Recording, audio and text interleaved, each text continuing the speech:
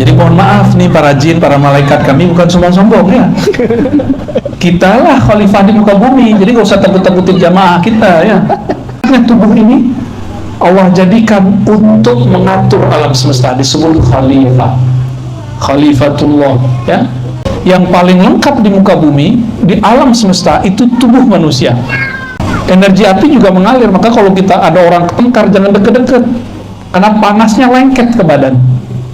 Di situ setan namanya dasim bisa lengket ke badan. Salawat Nariyah itu nama aslinya bukan Nariyah tapi Taziyah.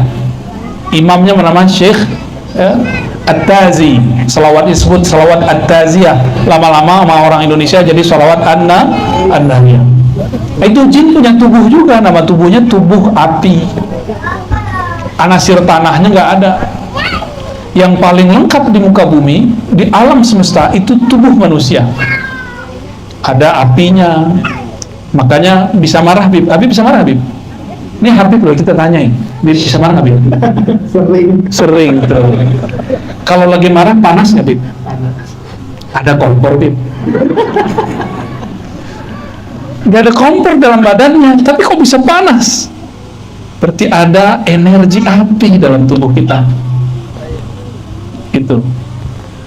Salaman sama guru, sejuk, merinding. Itu ada air dalam diri kita, air keberkahan, ma'ul haya. Mengalir, karena yang mengalir itu air. Energi api juga mengalir, maka kalau kita ada orang ketengkar jangan deket-deket, karena panasnya lengket ke badan. Di situ setan namanya dasim bisa lengket ke badan. Ini yang membuat orang bisa tengkar, rumah tangga bisa pecah, ya. Maka kalau ada di rumah tangga satu lagi panas, jangan dilawan pakai panas, bisa meledak jadi bom, ya. Harus ada yang pakai air. Maka enaknya tubuh ini Allah jadikan untuk mengatur alam semesta, disebut khalifah, khalifatullah, ya. Jadi mohon maaf nih para jin, para malaikat, kami bukan sombong-sombong ya. Kita lah khalifah di muka bumi, jadi gak usah takut-takutin jamaah kita ya. Antum gak usah takut sama jin, gak usah takut.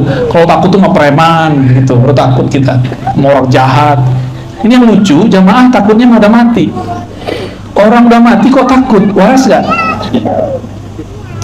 Yang takut tuh sama orang hidup, digerayangin ntar. Coba tidur dekat kuburan, gak bakal digerayangin. Tidur dekat kita, wah gawat. Jadi seharusnya orang-orang berakal dia takutnya di mana? Takutnya sama orang hidup, bukan orang mati. Tapi itulah ujian jadi khalifah di muka bumi. Maka syaitan itu biasa nyerupain dengan muka yang paling menakutkan. Ya, jin iseng. Kata jin, lo sotoy Rozi katanya. Ya tahulah dikit-dikit ya, bocoran langit. Baik, jadi diri kita ini, tubuh kita ini, tubuh yang sangat sempurna. Seharusnya kita ini gak usah takut. Nah, Nabi Muhammad dibawa itu, karena di dalam diri ini ada karakter-karakter rendah. Nah, itu dibersihkan semua dari Nabi Muhammad SAW. Waktu beliau masih kecil, umur 7 tahun, itu dadanya diambil, ada 2 darah hitam, dibersihkan. Hitam yang pertama itu sifat kehewanan, hewan ternak.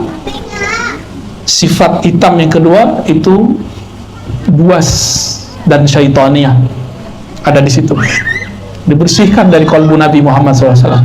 Maka Nabi itu nggak pernah lagi bersyahwat seperti kita bersyahwat. Nabi kalau berkeinginan, keinginannya geraknya dari rohaninya. Kalau kita masih karena mata ini jelalatan, ya. Benar nggak? Bener ya? Antum bisa nggak Habib cinta sama orang yang belum dilihat? Sulit bayangin ya? Nah itulah. Itu bukan hanya cerita di kitab-kitab itu. Ada, saya baru ketemu ada orangnya. Dijodohin, belum pernah lihat. Dijodohin sama seseorang, sama kiainya, belum pernah lihat sama sekali. Tahu-tahu cuan kayaknya. Cantik versi dia, bukan versi aneh. Nabi Muhammad SAW itu dibersihkan waktu kecilnya. Ketika beliau dewasa, beliau ini umur 40 berdakwah terang-terangan. Nah, ini terjadi 3 tahun sebelum pindah ke Madinah. 10 tahun di Mekah, atau di riwayat di kitab ini ada yang nyebutin 13, ya? Ada 13, ada 10 tahun. Kita ambil 13 tahun. Berarti setelah 10 tahun beliau di Mekah berdakwah, umurnya sekitar 50 tahun. Kalau versi yang riwayat 10 tahun, umurnya 47 atau 48 tahun. Kolbunya dibersihkan kembali.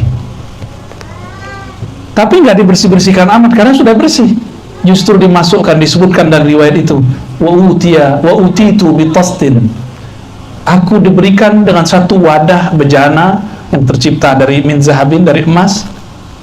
Di dalamnya ada air hikmah, air iman, dimasukkan ke dalam. Berarti bedah ini bukan bedah fisik, karena yang dimasukkan ke dalam kolbu Nabi bukan air fisik, itu air hikmah dan iman. Berarti itu bukan air fisik. Ya, ini Bapak Ibu, nih saya ajarkan cara takbir mimpi sedikit. Ya, mau? Tapi nggak bakal dapat ijazah. Ilmunya mahal itu. Kalau kita mimpi minum air, itu ada makna baik. Berarti ada sesuatu hidup, kehidupan sir masuk ke dalam diri. Kalau mimpi minum air putih begini, nah ini biasa. Insya Allah panjang umur. Tapi kalau mimpinya minum warnanya putih, itu apa? Susu. Berarti kita dapat pengetahuan. Mimpi minum tua, ada juga. Mimpi doang, itu tanda bahwa di dalam diri kita ini ada kecenderungan kepada yang haram. Bakal suka makan yang haram. Nah, nanti sampai ke situ ntar cerita kita ya. Ada yang mimpi makan tanah nggak? Ntar lagi mati tuh. Mimpi dapat berlian. Wah, dia habis ngeliat toko kemarin terus ngayal. Ayo, mimpi dicatok ular. Nah, itu juga ada maknanya. Kalau dicatok Habib lain lagi. Nabi Muhammad SAW kemudian dibersihkan. Itu fisik, secara fisik dibersihkan. Setelah dimasukkan air itu, maka beliau SAW tambah jelas jalannya. Maka beliau kemudian dibawa oleh Sayyidina Jibril setelah dinaikkan ke atas buruk ke satu kampung yang banyak kurmanya. Beliau menyebut negeri ini negeri yang subur. Itulah nama Thayyibah. Thayyibah, ardun Thayyibah, artinya negeri yang subur. Itu Nabi yang kasih nama waktu Isra. Apa kata Nabi? Tiba-tiba aku dibawa ke satu negeri yang sangat subur, Thayyibah. Tiba-tiba inilah yang akan menjadi tempat, aku dikabarkan inilah tempat hijrahmu. Dalam ilmu kewalian ini disebut penandaan. Jadi wali-wali itu suka nandain tempat dengan doa-doa, zikir-zikir, istighosah, itu penandaan. Apa kata Sayyidina Jibril? Sholat di sini, hai Muhammad. Nah, sholat 2 rakaat. Maka penandaan yang kuat itu pakai sholat 2 rakaat, menandakan bahwa ini wilayah akan ditempuh oleh baginda Nabi Muhammad Sallallahu Alaihi Wasallam. Benar, cuma 3 tahun setelah Nabi sholat di situ, beliau hijrah ke negeri itu. Nah, makanya ini saran untuk para kiai, kalau dapat isyarat diberi tanah oleh siapa, sholat di situ 2 rakaat, habis itu pergi. Kalau jodoh kita dimudahkan Allah, kalau enggak pasti ada aja masalahnya. Ya, ini mengambil dari ilmu Rasulullah Sallallahu Alaihi Wasallam. Sama mau kerja, sholat 2 rakaat, minta ya Allah kalau benar mudahkan. Ya. Lalu Nabi Muhammad SAW dibawa ke tempat Nabi Musa. Di situ Nabi Musa sedang sholat di dalam kuburnya. Dalam Sahih Bukhari dikatakan, "Faidha huwa yusalli fi qabri." Aku tiba-tiba melihat Nabi Musa masih sholat di kuburnya. Sholatnya Nabi Musa beda cara dengan Nabi Muhammad SAW. Cara sujudnya belum sempurna. Yang sempurna itu sujudnya Nabi Muhammad Sallallahu Alaihi Wasallam. Nah, ada ilmunya nanti cara sujudnya, syariat orang terdahulu ada. Ya. Apa maknanya? Para nabi, para wali di dalam kuburnya mereka masih melakukan proses ma'rifatullah. Itu sholat bukan sholat cari pahala. Orang udah mati masih cari pahala nggak? Orang udah mati masih dapat pahala nggak? Itu sholat apa itu? Itu namanya sholat ma'rifat, bukan sholat ibadat. Kalau kita ini sholat kita ibadat, cari pahala, bener. Tapi kalau di dalam kubur nggak ada lagi. Maka sholat ini sholat menambah ma'rifatullah. Jadi Nabi Musa selama dalam kuburnya menunggu kemunculan Nabi Muhammad SAW, sekedar ingin kemudian sholat di belakang Nabi menyempurnakan ma'rifatnya. Nanti kita coba lihat ya. Tiba-tiba kemudian Nabi Muhammad SAW dibawa ke Baitul Lahmin. Baitul Lahmin artinya rumah daging. Disitulah Sayyidina Musa dilahirkan. Disitulah Sayyidatuna Maryam melahirkan Sayyidina Isa ibnu Maryam. Lalu kata beliau, aku disuruh untuk memarkir. Jadi markir itu sudah ada ilmunya dari dulu ya. Tapi kalau buruk itu diparkir cukup ditaruh aja. Taruh, diikat seperti onta itu diikatnya nggak perlu kuat. Karena onta itu patuh sekali kepada tuannya. Masuklah Sayyidina Nabi SAW ke dalam Al-Masjid Al-Aqsa. Apa makna Al-Aqsa? Al-Aqsa, saya dulu meneliti teks-teks ulama terdahulu di Mekah, menyebut Indonesia dengan sebutan Al-Hind Al-Aqsa. India jauh, India udik. Jadi kita ini disebut orang udik sama orang Arab dulu. Sama jin antum tuh. Al-Hind Al-Aqsa. Agak mendingan ada kalimat Syarqul Hind, India Timur. Sama artinya India udik. Jadi kita disebut orang kolot gitu sama orang-orang India dulu ya, sama orang-orang penjajah dulu. Tapi ternyata orang Arabnya ada di sini sekarang. Alhamdulillah, Kuala Bib ya, Kuala yang indah. Jadi Aqsa artinya jauh atau bisa timur, bisa berarti timur, tapi bukan timurnya Mekah. Artinya jauh. Maka Al-Masjid Al-Aqsa ya, minal Masjidil Haram ilal Masjidil Aqsa, masjid yang jauh sekali. Dulu belum ada GPS, benar nggak? Belum ada itu tuh mobilnya, mobil Toyota, Honda, apa itu ya, bid'ah semua itu ya. Nggak ada zaman Rasul itu. Bid'ah mubah, bid'ah kan bagi 5. Kalau sama kawan kita baginya 2 aja. Bid'ah sunnah, kalau kita nggak. Bid'ah bagi 5 sesuai dengan ilmu usul fikih. Kebetulan Habib kita ini takhususnya ilmu fikih dan usul fikih. Ngeri juga kalau duduk dekat beliau nih ya, takut dibid'ahin. Dari tadi ada bid'ah nggak, Bib? Baik. Masuklah Sayyidina Nabi SAW ke masjid. Ternyata arwah para nabi sudah ada di sana, kecuali 2 nabi. Nabi Idris, Nabi Isa itu punya fisik. Selebihnya cuma arwah. Tapi ingat, jika jin bisa menjelma bertubuh, malaikat pun bisa nyamar jadi manusia. Lebih tinggi nabi atau malaikat? Atau jin? Jin bisa nyerupain jadi genderuwo, jin bisa nyerupain jadi kuntil anak, Pontianak kata orang Kalbar, kita dari sana juga. Jin bisa nyerupain jadi pocong, ya kan? Kan jinnya orang sini beda sama jinnya orang Cina. Jin orang Cina gimana? Rapi ya. Jadi orang Barat gontongan pakai jas. Itu jasnya kita copotin aja, Bib. Eman, masa orang mati pakai jin, pakai apa? Pakai jas. Jaduin. Ini termasuk ini enggak pelecehan kan? Penistaan agama. Jika jin bisa menyerupai manusia, bisa bertubuh, jadi dia pinjam, nggak tahu tuh pakai energi apa dia bisa berubah. Malaikat bisa yatamatsal rajulan sawiyya, bisa menyerupai laki-laki yang sempurna, rajulan sawiyya, sawiyya kamilan. Masa Nabi gak bisa? Bisa Nabi, karena Nabi di atas para wali di atas para malaikat. Maka jangan heran Nabi-Nabi itu bisa datang secara fisik. Nabi Muhammad bertemu ruh atau fisik? Dua-duanya sebenarnya, tapi tidak disebutkan di teks itu, cuma disebutkan Al-Anbiya wal Mursalun ya. Itu ketemu zahir dan fisiknya waktu naik ke langit itu kan, ya ruhnya, ya jasadnya. Nah kalau pakai fisik nggak muat waktu itu, waktu di Al-Masjidil Aqsa. Ini dimensinya sudah beda. Alamnya sudah beda, udah alam arwah-arwah suci. Ya. Jadi kalau ada sekarang orang ngaku ngelihat jin, indigo, kok percaya? Sama orang ketemu Nabi kok nggak percaya? Ya, maka Nabi ngomong, man ra'ani fil manam fasayarani yaqza. Yang mimpi ketemu aku akan melihatku dalam keadaan jaga, ketemu fisik. Cuma orang nggak lihat. Orang nggak nyangka kalau itu Rasulullah SAW.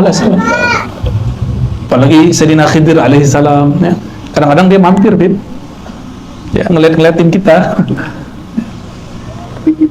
Ya. Nabi Musa aja diajar Nabi Khidir, siapa kita, ya? Kita lebih pantas diajar oleh beliau, ya. Salatu salamu alaika ya Sayyidina Baliyah. Maka Nabi beliau mengatakan faqaddamani Jibril, lalu Jibril menyuruhku ke depan, a'ummuhum, untuk mengimami mereka sholat. Tuh, coba lihat. Kalau kita belajar fikih, gimana orang yang jadi imam itu yang paling banyak hafalan, terus paling afqah, paling paham. Kalau udah sama paham, paling tua fisiknya. Nah, ini terjawab semua nih. Nabi Muhammad secara fisik baru lahir, umurnya 48 atau 47 tahun atau 50 tahun kalau versi satu riwayat ini. Mengimami Nabi Adam yang umurnya di atas 1000 tahun. Kan beliau di surga udah berhari-hari. Satu hari di surga 1000 tahun di muka bumi. Jadi Nabi Adam itu umurnya ribuan tahun.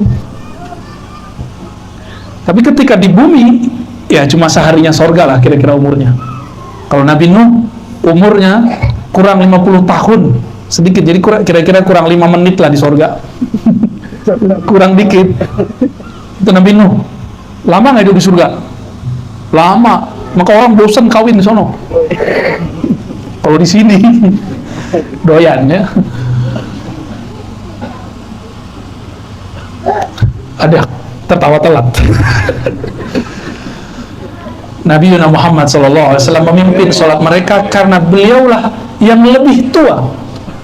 Dalam hadis Imam Abu Nuaim Tabrani, ya, hadisnya Hasan, disebutkan, ya, aku awwalu nabiyyin, awal nabi yang dicipta, khuliq, tapi akhiruhum ba'sa, yang terakhir diutus. Ana awal, aku yang pertama, bukan Nabi Adam. Diutus Nabi Adam yang pertama. Jadi kalau orang bertanya, siapakah Nabi yang pertama? Jawabannya Nabi Muhammad. Tapi ke siapakah Nabi yang pertama diutus? Baru Nabi Adam. Ini harus dibenerin nih cara nulis. Di sekolah-sekolah kurang tepat cara nulisnya. Anak-anak kita harus, enaknya memang masuk pesantren sih, ya. Cuma kan gak semua orang cocok masuk pesantren. Jelas, jadi awwalu nabiyyin bu'itsa, nabi pertama yang bu'its, yang diutus betul Nabi Adam. Di langit, di surga. Kalau di bumi yang pertama diutus Nabi Nuh. Beda lagi. Nah, ajaran sesat gak, Bib? Tolong tegur, Bib, ya. Beliau pertama Nabi. Berarti pertama di alam mana? Ternyata kejelasannya ada di riwayat Tirmizi, pengarang kitab ini. Ya, ada di sini, ada di hadis ini. Apa kata beliau? Ketika sahabat nanya, ya, qalu, kata Abu Hurairah, mata wajabat lakan nubuwah? Kapan ditetapkan engkau sebagai seorang nabi? Jawaban beliau apa? Adam baina ma'in utin. Adam belum ada, aku udah jadi nabi. Begitu ngomong nggak sombong loh. Itu ngomong tentang hakikat diri, itu boleh. Sesekali ini Pak Haji Rahman ini boleh ngomong, saya ini dewan. Nah, boleh sesekali. Tapi jangan tiap hari, kita juga bengah dengarnya. Sesekali dipakai itu. Nah, Nabi Muhammad sesekali pakai, tapi beliau lebih sering ngomong ana basyarum mitslukum. Saya manusia biasa, saya bisa lupa kayak kalian. Nah, itu Nabi lagi acting namanya. Nabi itu masa bisa lupa, ya kan? Gak ada Nabi lupa. Itu dilupakan, sebenarnya diisrakan. Nabi lapar, mungkin nggak percaya nggak Nabi lapar? Nggak percaya nih. Beliau ngomong, innama, jadi ketika semua sahabat makan, dikasih makan sama Nabi, Nabi nggak makan. Satu kali 3 hari mereka nggak makan, Nabi kuat. Sahabat-sahabat yang jerit, wah Rasulullah, kami belum makan. Itu pemimpinnya Abu Hurairah tuh. Makanya ada orang salah paham tentang Abu Hurairah, dikira Abu Hurairah ini monster perut. Itu mereka sul adab sama Abu Hurairah. Abu Hurairah itu orang yang disayang Rasulullah Sallallahu Alaihi Wasallam. Santri beliau yang paling rajin lah. Ketika semua orang bekerja, kawin, dia nggak kawin dia. Meninggal Rasulullah baru dia nikah, baru dia kerja. Abu Hurairah bukan orang yang perutnya besar seperti yang ceritakan pembenci sahabat Rasulullah. Sayyidina Abu Hurairah datang ke Rasulullah, perut kami belum makan 3 hari. Nabi acting juga, ditaruh batu 2 atau 3, itu hadisnya sahih. Tapi di hadis yang lain, di mana kita tahu kalau Nabi ini lagi acting? Bukan Nabi ini suka memalsukan diri, enggak. Begitulah Allah nyuruh, dah Muhammad sekarang kamu seperti orang lapar beliau. Sekarang kamu seperti orang enggak perlu makan, kata Nabi. Innama saqani rabbi wa ta'amani. Yang ngasih makan minum aku langsung Allah. Udah kalian makan semua, makan minum semua, aku nggak perlu. Jadi Nabi itu yang penting umatnya makan, beliau nggak makan nggak apa-apa. Itu Rasulullah Shallallahu Alaihi, karena bintik hitam tadi sudah dibersihkan dari kalbu beliau. Kalau kami ini yang para dai, para ustaz, muallim, para guru ini, bintiknya bukan 200, 2000. Jadi mohon maklum jika sesekali sisi kemanusiaan kami muncul. Ya, sisi manusiawi. Ini bukan orang suci, ya. Biar saya aja yang ngomong gitu. Bukan orang suci, orang biasa ini semua. Depan aja yang alim-alim mukanya soleh-soleh kayak nggak nafsu gitu kan. Serius, yang di bawah lebih nafsu lagi. Kita aja ngaji punya nafsu, ya, apalagi yang di bawah. Nabi sering disuruh begitu. Sallallahu Alaihi Wasallam. Maka ketika beliau mengatakan, aku sudah diangkat jadi nabi, Adam belum dicipta, itu bukan sombong, itu namanya tahaddus bin ni'mah. Ya, akhir surat Ad-Duha apa? Coba bacain. Ini lagi murojaah nih, ayo bacain ya. Kalau Habib mesti hafal. Ayo. Akhir surat Duha. 1, 2, 3. Bini'mati rabbika fahaddis. Masa itu nggak hafal? Gimana mau masuk surga? Pernah masuk surga nggak bukan pakai Ad-Duha, pakai la ilaha illallah. Cuma makom di surga 1 huruf Quran. Kalau hafal Wadduha sampai akhir kan makomnya tinggi gitu.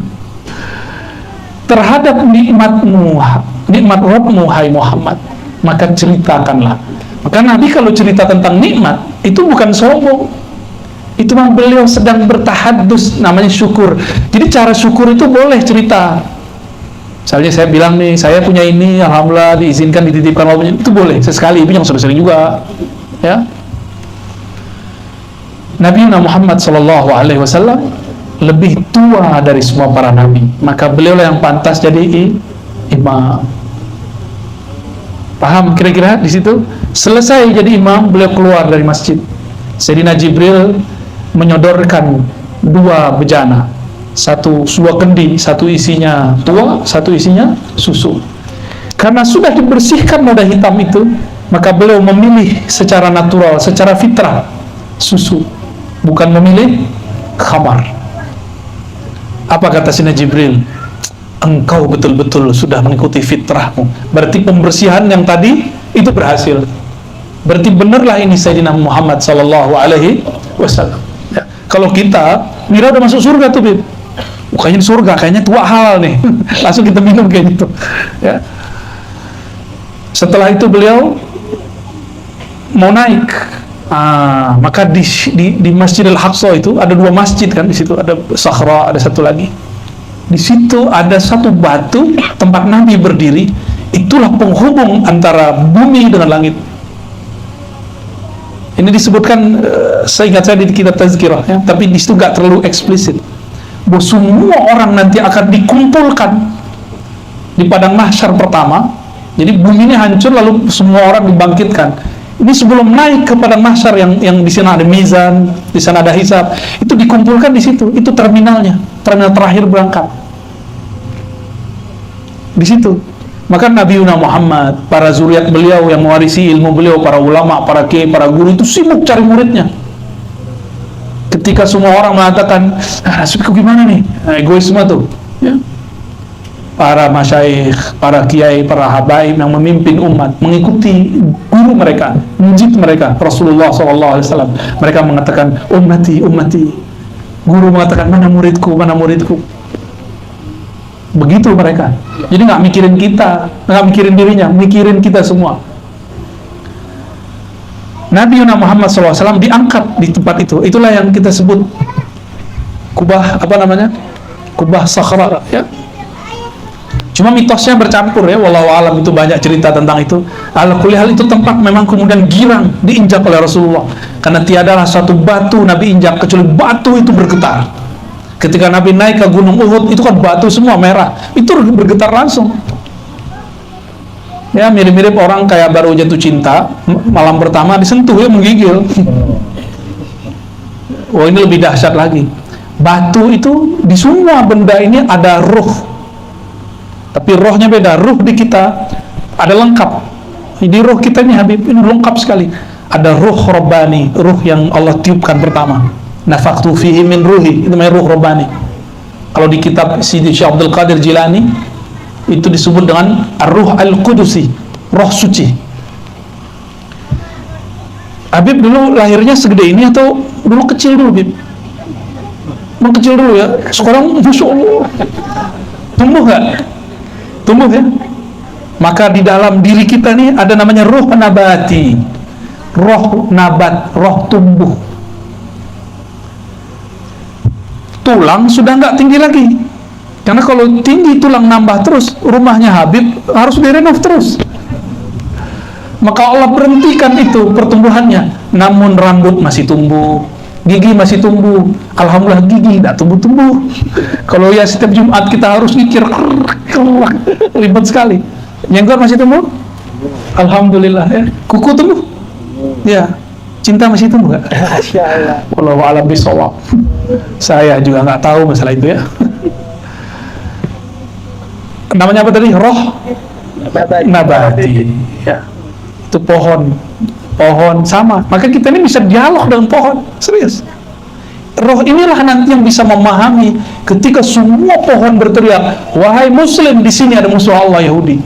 Itu roh itu. Kalau kita nggak melatih roh ini dari sekarang, rohnya pohon-pohon ngomong kita nggak ngerti. Ya, nggak ngerti kita kalau rohnya ngomong. Di dalam diri ini juga ada roh yang ketiga, namanya roh hayawan, roh hewan, roh hidup. Ruhul hayat bisa disebut itu. Dan ini sama yang ada di hewan, kucing sama. Jadi kucing punya roh ini, persis kayak kita. Bedanya dia tidak dapat roh kudus. Roh kudus itu isinya kolbu, akal, dan ruh yang murni. Maka ketika Nabi injak itu ada roh yang lain, namanya ruh jamad. Apa arti roh jamad?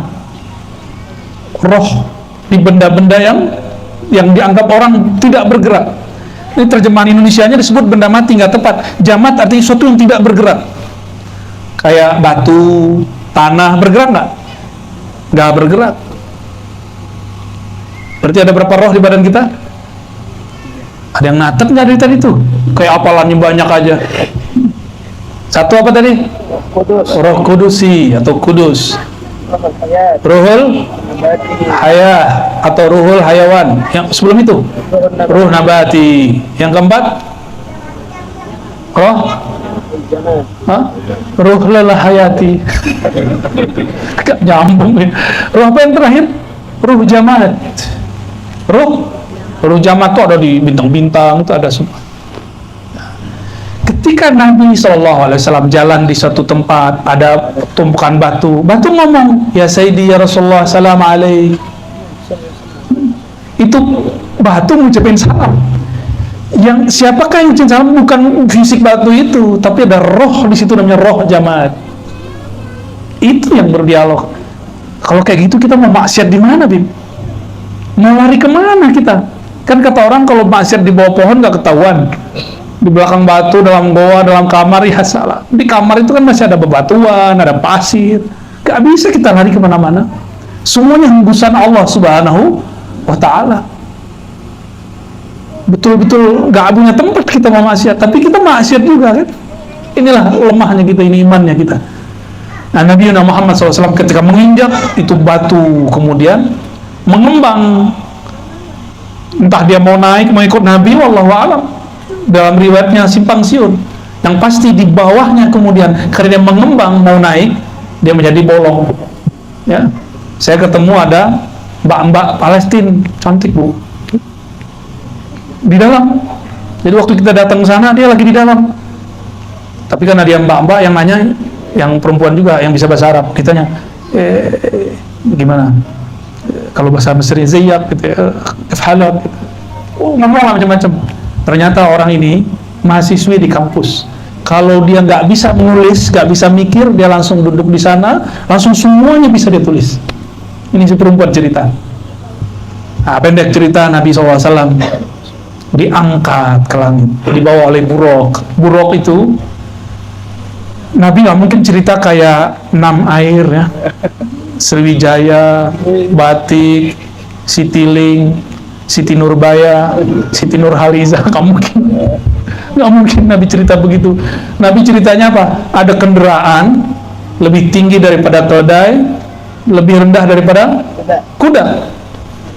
Kayak kuda di Indonesia orang. Oh, enggak juga. Kecepatannya di mana matanya terakhir berhenti, di situ dia nyampe. Nah, matanya dia kan suka-suka dia mau kemana? Itu matanya buruk, mau kemananya boleh. Buruk itulah dulu yang dikendarai Nabi Adam di surga, yang pernah dikendarai Nabi Idris di surga. Itu kendaraan para nabi di surga, diturunkan ke bumi untuk melayani Sayyidul Ardi wal Jannati, ya, penghulu makhluk di bumi, di langit dan di surga. Nabi Muhammad sallallahu alaihi. Si buruk ini merindukan beliau lama. Kapan sang Muhammad datang? Karena buruk ini melihat kepada bidadari. Bidadari itu pembuluh darahnya tulisannya Muhammad, tapi bukan pakai huruf aksara Arab, aksara alam sana. Jadi ketika nabi-nabi masuk ke surga, mereka melihat kok jidatnya, pembuluh darahnya itu pancaran nur tulisan Nabi Muhammad sallallahu alaihi wasallam.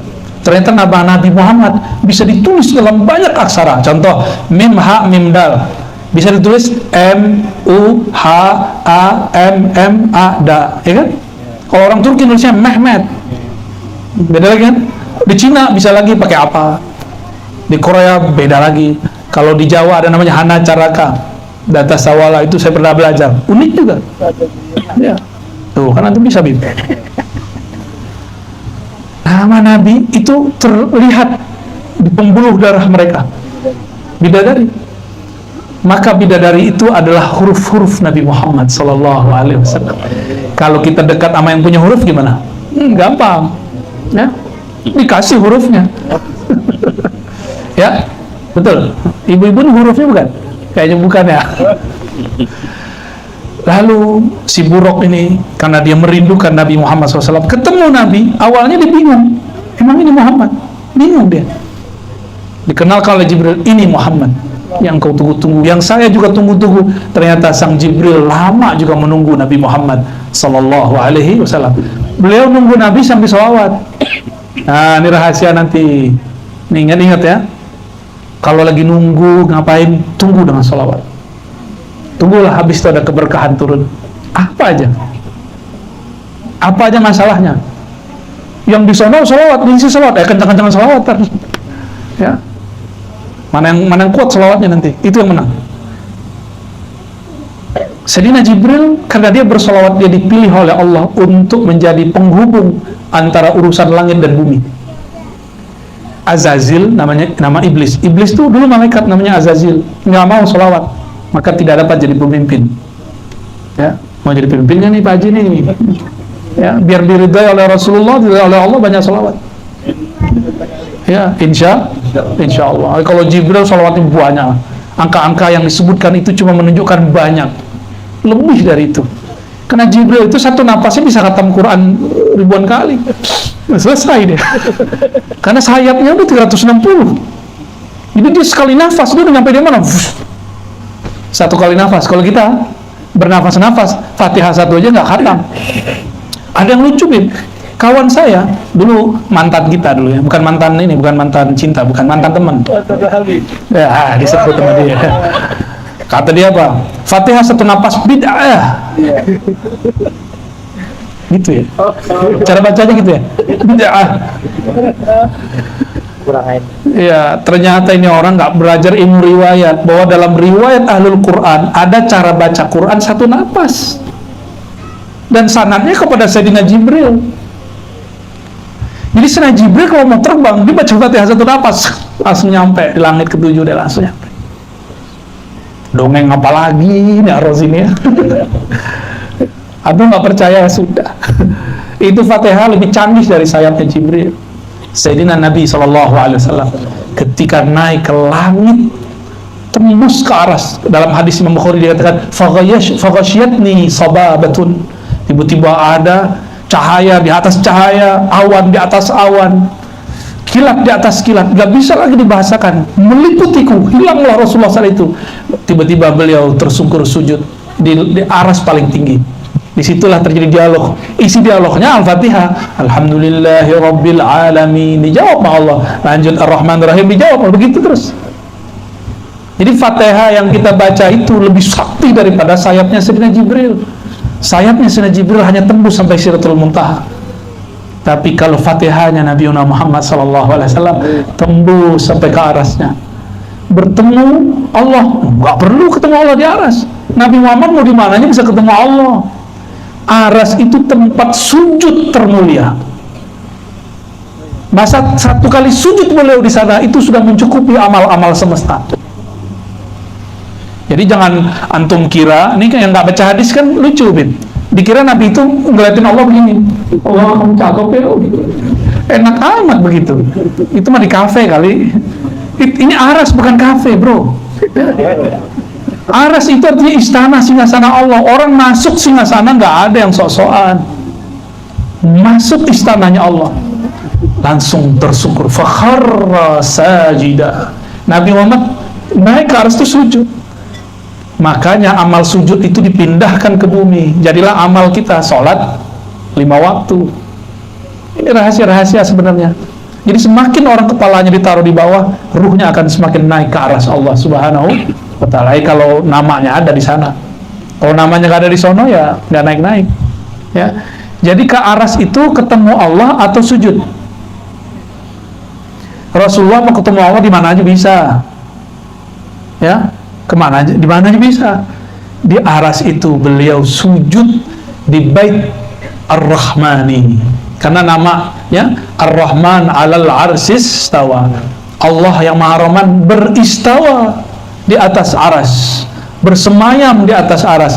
Maka saya istilahkan rumah Baitullah yang ada sana kan ini replika daripada Baitul Haram, hitam-hitam, Baitul Ma'mur putih-putih karena malaikat-malaikat semua. Sedangkan ini semua warna ada, tapi warna yang paling disukai Rasulullah adalah hijau.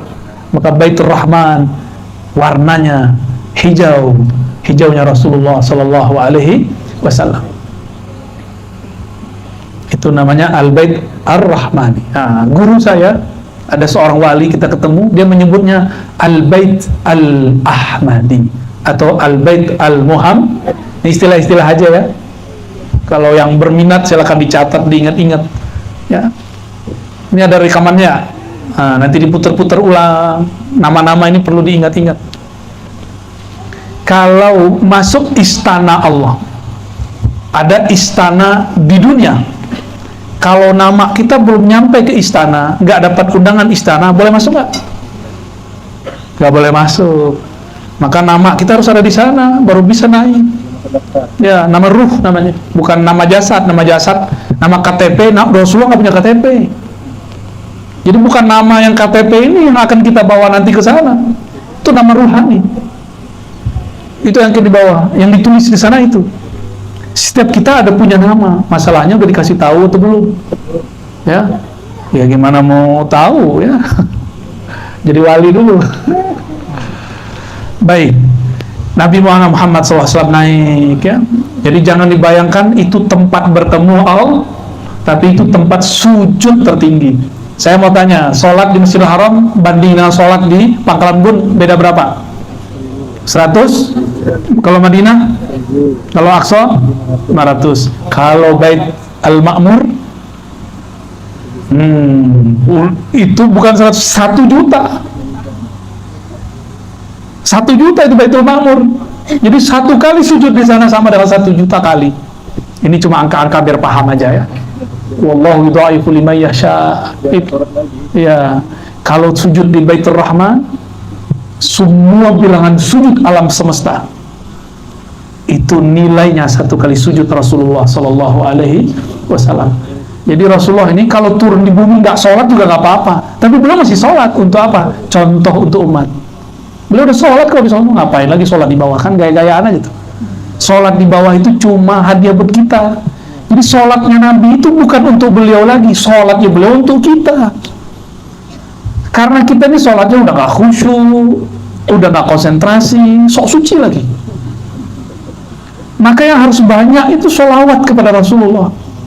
Jadi sholawat, kalau akhir sholat itu bukan hanya Allahumma sholli ala Muhammad, kama shallaita ala Ibrahim, itu mah biasa. Banyak sholawat. Coba buka riwayat-riwayat itu, jenis-jenis sholawat yang bisa dibaca di dalam sholat. Saya kalau sholat sunat, saya baca sholawat yang panjang-panjang itu. Ada sholat Hashimiyah, Allahumma sholli ala sayyidina Muhammad dan Nabil Ummi. Gimana? Al-Hashimiyah, Habib? Nggak apa. Ada sholat ummi, macam-macam sholawat. Rasulullah sendiri yang mengajarkannya. Di situ para ulama faham, para sahabat faham bahwa sholawat ini boleh dirangkum, boleh diramu sendiri. Tapi saya nggak berani. Sholawat yang kita pakai itu mesti turunnya dari sana. Ada yang lewat Nabi, ada yang lewat malaikat, ada yang lewat ruh. Jadi nggak boleh buat wirid sendiri, bid'ah itu. Ya, ini bid'ah beneran loh ya. Baik. Saya nggak cerita tentang Nabi Muhammad bahwa sholat itu udah tahu semua ya. Itu udah tahu semua. Benar kan udah tahu semua? Mau diceritain lagi? Lanjut lagi dong. Oke. Ketika Nabi sujud di sana, Allah berkalam. Faradtu alaika wa ala ummatika khamsina rak'atan. Itu yang sahih. Ya, kalau di satu riwayat khamsina salatan. 50 kali sholat. Tapi versi kami, ini ada satu riwayat lain, khamsina rak'atan, 50 rakaat. Sisanya sekarang berapa? Yang kita pakai sekarang berapa? 17. Bener? Coba, berarti sisanya lagi biar genap jadi 50. 33 kurang witir 11. 22 kurangi duha, yang pakai yang sahih aja Bib, 2 rakaat 20. Rawatib kurangin dikit-dikit, 2 sebelum subuh, 2 sholat fajar, berapa tuh? 18. Beneran? Terus syuruk 2, 4 rakaat sebelum zuhur, 4 rakaat setelah zuhur. Udah 8 aja. 4 rakaat sebelum asar, 2 rakaat sebelum maghrib, 2 rakaat setelah maghrib. Habis. Makanya ulama kita beda pendapat mengenai sholat 2 rakaat sebelum maghrib dan sebelum asar. Nanti dipindahin ke setelah maghrib sama setelah isya dan sebelum isya. Jadi pas jumlahnya sama. Muncullah istilah dalam ilmu al-fiqih, beliau al-fiqih ini sunnah muakkadah, sunnah ghair muakkadah. Yang diperdebatkan tadi ghair muakkadah, gitu ya. Jadi paham kenapa ada muakkad ghair muakkad, itu rahasia-rahasianya. Jadi sebenarnya tetap 50 rakaat, namun didiskon jadi 17 rakaat. Asik kan jadi umat Nabi Muhammad? Nabi diskon lagi, kata Nabi, autiru walau birokah. Kalau witir ya udah 1 rakaat aja deh. Nggak bisa 3 ya udah 1. Hebat kan umat Nabi Muhammad? 1 itu udah sama kayak 11. Kalau ditutup pakai sholawat, ntar pada malas sholat witir nih. Tapi sholat witirnya cuma bulan puasa ya. Bener? Gimana mau jadi wali antum? Innallaha witrun yuhibbul witra. Allah cinta kepada witir. Maka supaya dapat cinta Allah, berwitirlah setiap malam. Mau capek, mau gimana, ketinggalan qadha. Ini rahasia-rahasia para wali-wali terdahulu. Jadi ada orang jadi wali karena dia melazimkan satu amalan aja, yang mungkin sederhana bagi orang lain, tapi dia lazimkan, dia biasakan. Gimana? Siap malam ini jaga witir 1 rakaat aja, boleh sebelum tidur, boleh sebelum subuh. Mau ya diamalin? Ya pegangan kita cuma gitu-gitu doang, nggak ada yang lebih. Witir 1 rakaat itu disyukur tuh. Yang penting soal witir, syukur-syukur bisa 2 plus 1, bisa 5, bisa 7, bisa 9, bisa 11. Itu syukur-syukur. Kalau nggak apa-apa juga. Yang penting 1 aja. Biar kalau Allah absen, ada yang witir nggak? Witir, kan masuk kita. Ayatnya gampang lagi, kulhu, kul a'udzu falaq, kul a'udzu binnas, kan ekspres banget tuh. Ya, ekspres. Masalahnya kita ini kurang istiqomah. Benarlah dalam hadis Nasai dikatakan surga huffiyatin nar bisyahawat. Surga itu diliputi syahwat, keinginan rendah. Tidur sama sholat, kita pilih mana? Jujur aja nggak apa-apa kok. Allah suka sama orang jujur. Tidur sama sholat, pilih mana? Nonton bola katanya, nggak nyambung. Enakan tidur kan? Enakan tidur. Itu yang ngomong syahwat. Tapi kalau kolbunya ngomong, enakan sholat. Beda tipis ya. Nah, kita ini makhluk syahwat atau makhluk yang berkolbu, itu aja bedanya. Kalau tidur, tuh kucing juga tidur. Tikus yang malam hari gak tidur, tuh kalah kita sama tikus. Tikus malam hari itu beroperasi dia. Masya Allah, Masya Allah. Itu kalau tikus mau wirid aja jadi wali. Cuma sayangnya dia nyolong tiap hari ya. Nyolong, ngangguin God, Masya Allah. Fuaisikoh bahasa Arabnya ya. Allah Subhanahu wa taala mewajibkan 50 rakaat ya. Itu Nabi emang nggak ngerti Nabi, cuma ini ada namanya basa-basi. Turun beliau, ketemu Nabi Ibrahim diam aja. Ketemu Nabi Musa di langit ke-6, Nabi Musa nanya, apa nih oleh-oleh Allah nih gitu. Dijawab oleh Nabi Muhammad 50 rakaat. Hah? Umatku 2 rakaat aja nggak jalan, masa ente 50? Itu Nabi Musa yang ngomong. Ya. Koplak juga ya. Lucu gitu, Nabi itu lucu-lucu emang. Jadi Nabi itu sama mereka nggak kayak kita boy Allah Akbar, Subhanallah, nggak begitu. Masya Allah, Tabarakallah, nggak begitu-gitu amat Nabi itu. Ya sesekali kita ngomong Masya Allah, Tabarakallah. Kadang-kadang kita ngomong Allahu Akbar, tapi jangan lebay, biasa aja ya.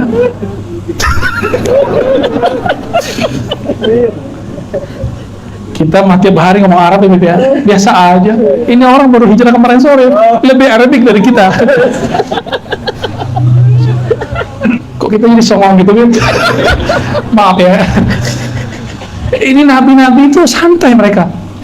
Muhammad, kamu ya, dari langit bawa apa? Dari ars bawa apa? Kira-kira gitu. Jadi nabi-nabi ini kalau mereka ketemu itu sering tukar-tukaran kunci namanya, tukar-tukaran hadiah.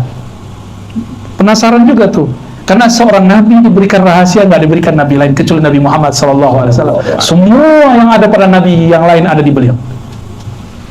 Akhirnya Nabi Muhammad kata 50. Kebanyakan. Naik no.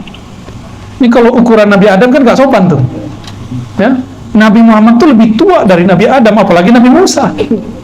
Ya nggak? Kenapa kemudian Nabi Muhammad mau menerima saran Nabi Musa?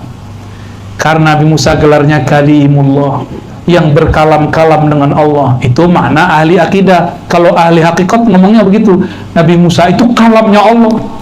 Jadi yang ngomong saat itu bukan Nabi Musa, yang berbicara saat itu adalah Allah yang lewat lisannya Nabi Musa. Dipinjam doang tuh lisan Nabi Musa.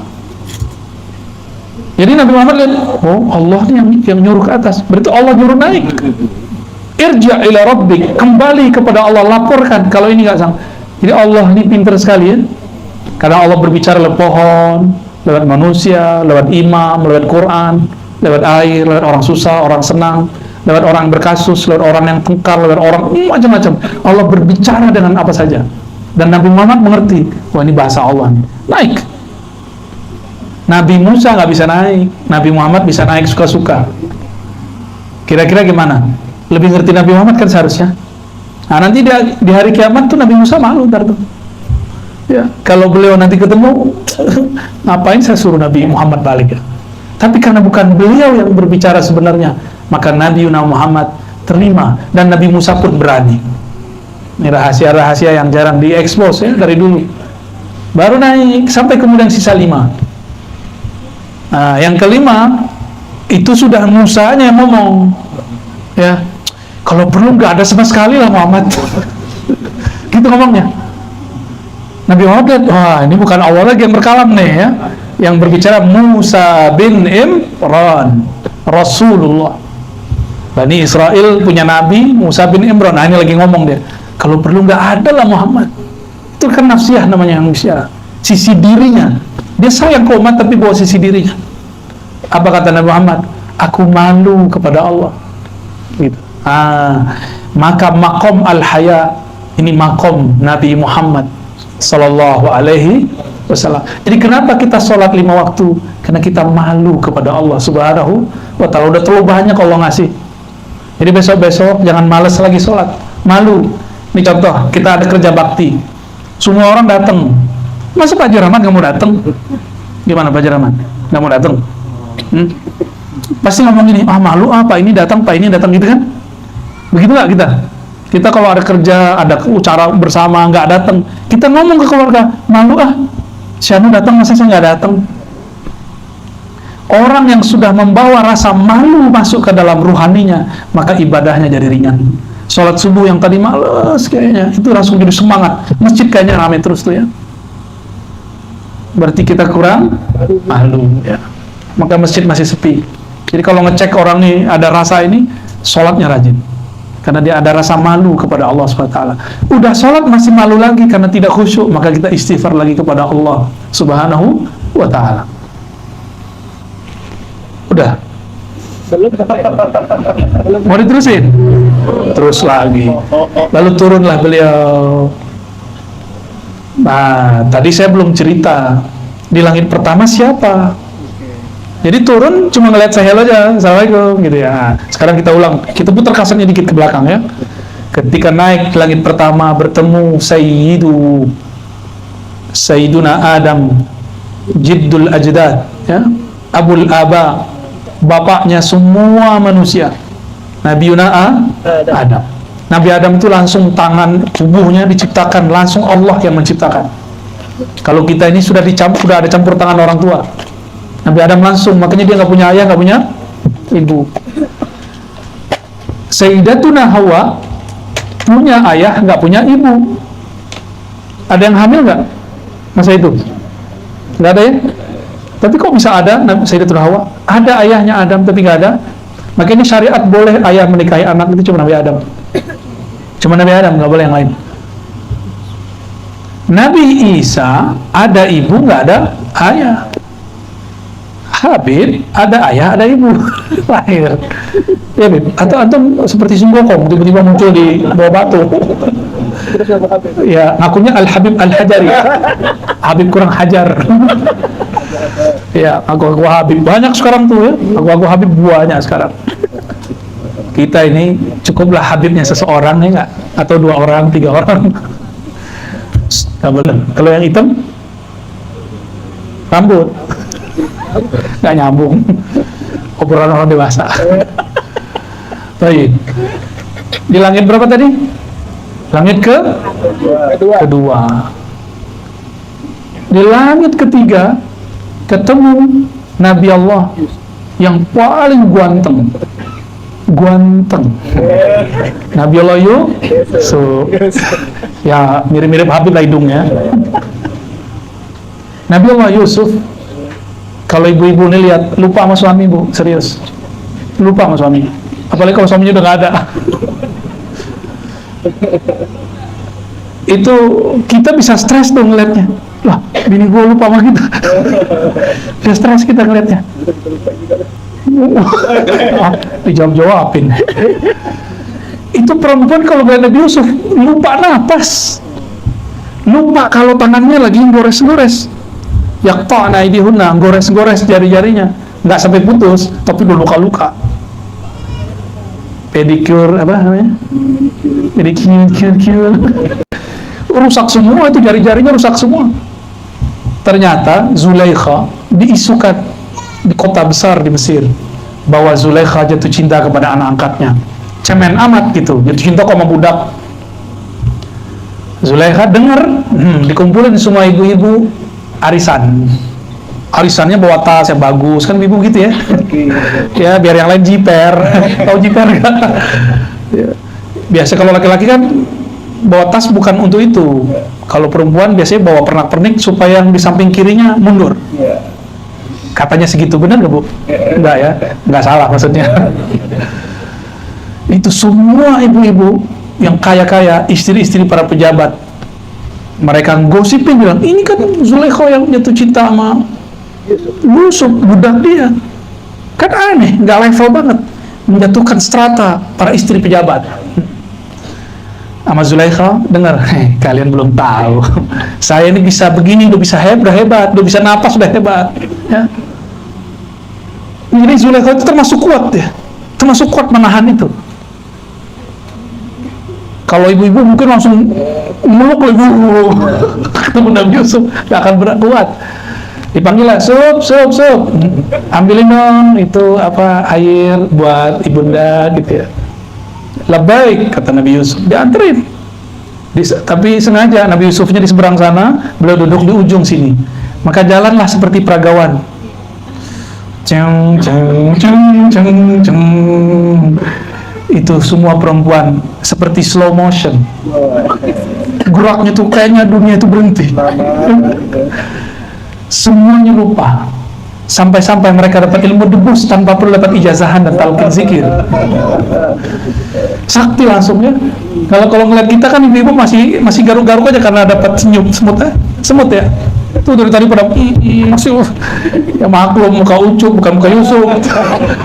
Kalau nama Yusuf benar itu, kalau kita ini Ucup. Allahumma sholli ala sayyidina. Nabi Yusuf selesai dia balik. Apa kata mereka? Baru mereka sadar ngomong, ini bukan malaikat, ini bukan manusia, ini malaikat. Ini lebih cakep dari malaikat kok. Malakun karim. Karim itu nggak ada cacatnya. Semua dari tubuhnya itu semuanya memberikan keindahan, memancarkan cahaya keindahan. Itu karim. Itu karim yang tak ada batas kalau memberi sesuatu. Pergi Nabi Yusuf, baru semuanya mereka sadar. Tuh, tahu kalian kenapa saya bisa begini? Bisa gila sama Yusuf. Gila nggak tuh? Nabi Yusuf ditarik sarungnya, ditarik baju disebar robek. Karena kukunya kan panjang kan, pedicure. Ya, kok dia bisa bertahan bertahun-tahun. Itu sudah hebat. Maka Zulaikha ini iman sebenarnya kuat aslinya. Cuma itu khilaf. Dia lagi khilaf. Ya. Maka di akhir hayatnya kan Allah kembalikan. Itu Zulaikha udah gak mau lagi masih siapa. Dia zikirin cuma Yusuf, gitu aja terusnya. Sang perindu. Katanya di Kalimantan ada bulu perindu, ngeri juga tuh. Langit keberapa lagi? 4. Ketemu di situ Nabi Idris. Ada satu yang saya lupa. Nabi Muhammad ngomong. Nabi Muhammad itu tidak masih menyembunyikan kegagahannya. Kata beliau, Jamalu Yusuf nisfu jamali. Gagahnya Yusuf itu baru separuh gagahnya aku. Jadi seperempat keindahan alam itu ada pada muka Nabi Yusuf. Setengah kecantikan kegagahan alam semesta ada pada wajah Nabi, tapi disembunyikan Allah. Seperempat yang lain Allah berikan untuk dunia dan akhirat. Ya, seperempat itu satu titiknya dunia, selebihnya akhirat. Jadi kalau Nabi adalah makhluk terindah, maka sebenarnya Nabi itu lebih indah dari surga. Maka antum itu nggak usah repot-repot mikirin masuk surga. Berpikirlah bagaimana nama kita masuk dalam qalbu Nabi Muhammad SAW. Caranya bersolawatlah kepada beliau.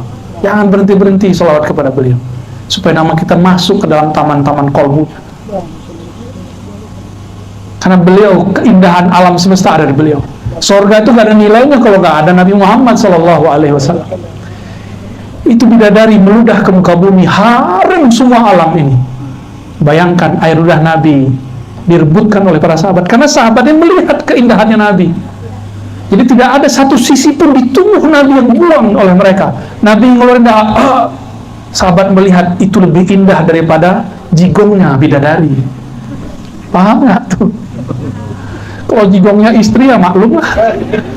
Ya, maklum manusia kan. Maaf, ya, ini apa alarm nih, nyuruh berhenti. Saya alarmnya kayak gitu, Bu. Jadi kalau di sini sudah mulai ada nyut-nyutannya, dia mulai berzikir, tinggal 5 menit 10 menit, nggak boleh lebih. Jadi Nabi Muhammad adalah Jamal. Inilah yang disyairkan orang, ya Jamalu, ya Jamalu. Antum nih habis dengar kalam ini, kalau nggak bergetar dengerin syair itu, kasidah itu, berarti belum kenal juga dengan Rasulullah SAW. Jadi kita kalau baca ya Jamalu, ya bisa harusnya nangis merindukan Rasulullah SAW. Maka semua yang ada di alam ini, indahnya pohon, itu percikan dari beliau semua. Itulah maksud tadi, bahwa urat-urat pembuluh darahnya bidadari itu nama Nabi Muhammad. Maksudnya keindahan mereka adalah pancaran huruf-hurufnya Nabi Muhammad Sallallahu Alaihi Wasallam. Ya. Kalau perempuan bumi ya enggak, yang jangan disamain ya, nggak boleh disama-samain. Dulu ibu gadis kan Bu, dulu. Sekarang udah jadi nenek-nenek kan? Harus terima Bu. Harus terima ya. Gak apa-apa, tapi roh kita seumuran Bu, insya Allah ya. Nanti di surga, insya. Kalau masuk, kalau nggak masuk selamatin. Biar lapor banjir antum. Langit keempat ketemu Nabi Idris. Idris itu dari bahasa lama Suryaniyah, berarti Nabi pembelajar. Maka beliau yang pertama menemukan huruf-huruf dan angka-angka. Beliaulah yang kemudian menjadi nama di Yunani, namanya Hermes. Jadi Hermes itu nama Nabi. Maka filsafat Yunani bukanlah buatan Yunani, tapi itu ajaran para Nabi. Sebagian yang kemudian ada perkembangan, ada pertambahan, ada kekurangan, ada perubahan. Ini seperti ahli kitab lah. Jadi saya ini dituduh sama orang, ente ini ahli filsafat, jadi ustadz. Lah saya ngaji hadis lebih lama dari filsafat. Saya ngaji hadis 15 tahun. Filsafat cuma 4 tahun, lapan mana? Kira-kira ini lulusan filsafat apa hadis? Dua-duanya. Itu yang benar, Beb ya. Antum sahih, Beb. Langit keempat, maka langit keempat ini simbol pengetahuan. Kalau ada ruhani-ruhani wali naik ke langit keempat, itu biasanya kalau turun dia jadi kiai, jadi profesor, jadi doktor, jadi muallim. Walaupun dia nggak sadar. Jadi orang-orang alim sekarang itu ruhaninya di sana sebenarnya. Jadi imamnya itu Nabi Idris. Apa gimana ya ini, warfa'nahu makanan aliyya. Aku angkat makomnya karena dia ahli ilmu. Nabi Idris. Uniknya Nabi Idris sudah pernah mati, lalu dihidupkan lagi. Itu masih tubuhnya bumi yang masuk ke sana. Ya, Nabi Idris alaihi salatu wassalam. Langit keberapa? 5. Ketemu Nabi yang jenggotnya paling panjang. Jenggotnya para kiai ini nggak ada apa-apanya ini ya. Kurang bid'ah ini. Saya maksudnya. Ya, jenggotnya beliau itu panjang sekali. Sampai ke pusernya. Panjang betul? Panjang sekali. Makanya ketika Nabi Musa marah, gergetan ditarik. Kalau antum gimana cara nariknya? Kurang panjang. Yang bisa toh, bisa toh. Oh, nggak ada lagi ya. Maskernya yang bisa ketarik. Itu Nabi Harun. Nabi Harun ini orang yang jadi Nabi dan Rasul berkat persaudaraan. Ini rahasianya. Nabi Muhammad itu mengangkat kita di akhir zaman jadi saudara semua. Benar nggak? Apa kata Nabi, aku rindu ketemu saudara-saudaraku. Maka orang yang disebut saudara oleh Nabi pasti wali. Karena udah nggak ada Nabi lagi. Di masa Nabi Harun, Nabi Musa ngomong, ya Allah, lidahku rusak, cacat dikit, kira-kira begitu. Saudaraku orasinya bagus, kalau ngomong ceramah menggelegar, tolong angkat dia membersamaiku. Langsung diangkat jadi Nabi dan Rasul. Jadi dia angkat jadi Rasul dan Nabi itu bukan dengan request amalan. Sama jadi wali juga begitu. Kita nggak akan jadi wali karena zikir 70.000, nggak bakal. Itu untuk makanan jiwa. Wali itu urusan ruh. Ruh itu pilihan Allah, suka-suka Allah ngangkat. Nah ini yang kita peringati di malam ini juga. Abah guru sekumpul ya. Ruhaninya bukan karena beliau rajin beramal enggak, tapi karena rohaninya dari kecil itu sudah dipilih oleh Allah Subhanahu wa ta'ala ya. Semoga Allah angkat derajatnya di alam sana. Untuk beliau kita bacakan surah Al-Fatihah.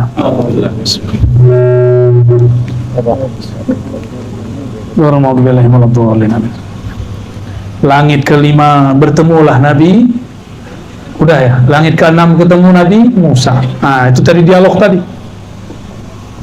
Tapi di riwayat Imam Bukhari, di langit keenam ketemu Nabi Ibrahim. Di riwayat Bukhari yang lain, langit keenam ketemu Nabi Musa. Nah, yang paling sahih 6 Nabi Musa, yang ketujuh Nabi Ibrahim. Nabi Ibrahim ngapain? Nah, ini penutupnya. Nabi Ibrahim lagi nyandar-nyandar di Baitul Ma'mur, Ka'bah putih. Nyandar-nyandar beliau. Beliau ini mandang-mandang siapa yang masuk, siapa yang datang, melihat-lihat ke bumi, gimana urusan keturunan-keturunannya, termasuk Habib ini keturunan Nabi Ibrahim. Ini nasabnya sampai ke sana nyambung. Inilah untungnya para habaib, nasabnya sampai Nabi Adam bisa ditemukan. Kita sampai kemana? Bener antum keturunan Adam nggak sih? Cuma beliau yang pasti nih, ya. Zuriat Nabi mah ketemu. Nabi Allah Ibrahim mengucapkan salam kepada kita semua. Apa kata beliau? Wahai Muhammad, sampaikan salamku kepada umatmu. Akrim minni ummataka salam. Tolong sampaikan salamku kepada umatmu. Makanya kita baca salawat Ibrahim. Ya, Allahumma salli ala Muhammad wa ala ali Muhammad kama sallaita ala Ibrahim. Ya, wa ala ali Ibrahim. Pakai Sayyidina lebih indah.